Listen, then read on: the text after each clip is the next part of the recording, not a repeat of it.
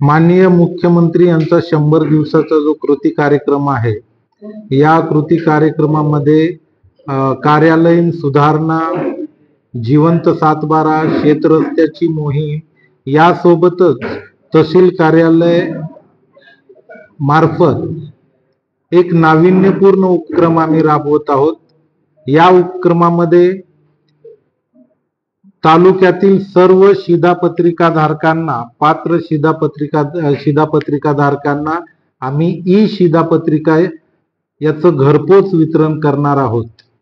यामध्ये 2 टप्प्यामध्ये आम्ही हे वितरण करणार आहोत। पहिल्या टप्प्यामध्ये जे अंत्योदयचे लाभार्थी आहेत, ते अंत्योदयचे 1289 लाभार्थ्यांना आम्ही 15 तारखेपर्यंत या ई शिधापत्रिका वितरित करणार आहोत आणि 15 तारखेच्या नंतर गावनिहाय आणि राष्ट्रभाव दुकाननिहाय इतर योजनेचे म्हणजे अन्न सुरक्षा योजनेचे, APL शेतकरी योजनेचे, NPH व शुभ्र शिधापत्रिकाधारक यांना आपण ई शिधापत्रिका वितरित करणार आहोत, जेणेकरून विद्यार्थ्यांना आणि नागरिकांना विविध कामासाठी, विविध योजनेसाठी या शिधापत्रिका लागत असतात।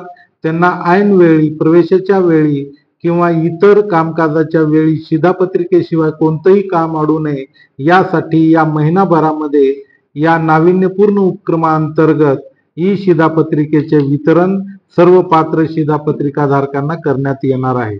धन्यवाद।